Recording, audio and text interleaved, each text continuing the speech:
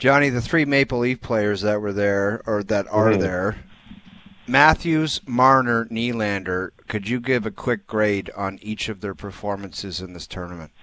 Auston Matthews, I think, well, first off, is there any alarm bells that he missed the game yesterday?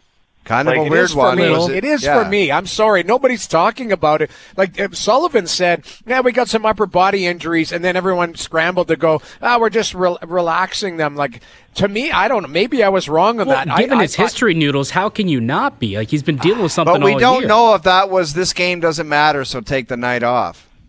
I don't know. They played a player short, though. Like, they played a forward short. Like, even if he was, like, he's the captain.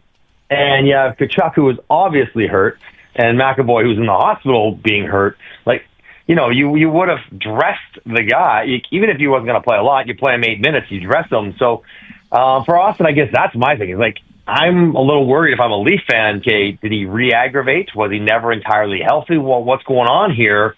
Or is this something different? All of which are concerning. All of which don't bode well for him down the stretch. I'm going to give him a B-. He's the captain. He's done a good job leading. He's played hard. He's rung a couple posts. First game against Finland, pretty good. Second game against Canada, not so much. Third game he didn't play. So I don't know, B-, C+. He hasn't been a difference-making player for them just yet. Maybe he will on Thursday, and that'll salvage the whole tournament.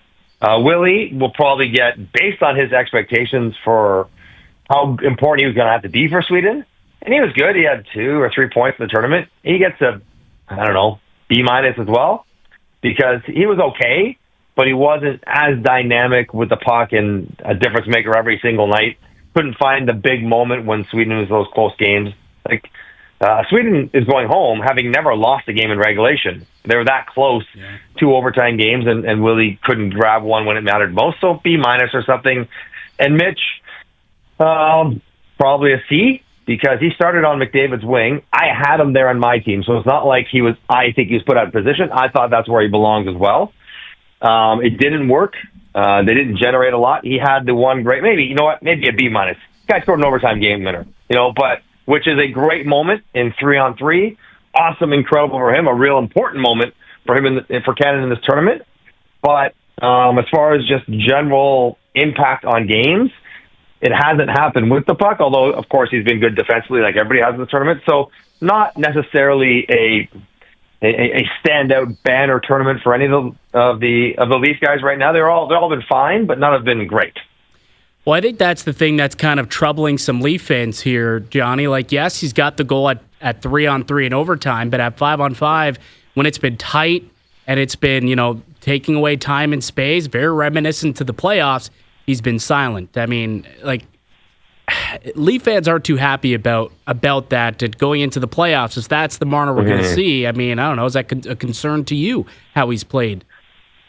Well, it's hard to say it's a concern. Like, I didn't see Jack Hughes do too much in this tournament, right? Jack Hughes, there's a whole bunch of players you could say that are incredible that haven't had amazing offensive tournaments.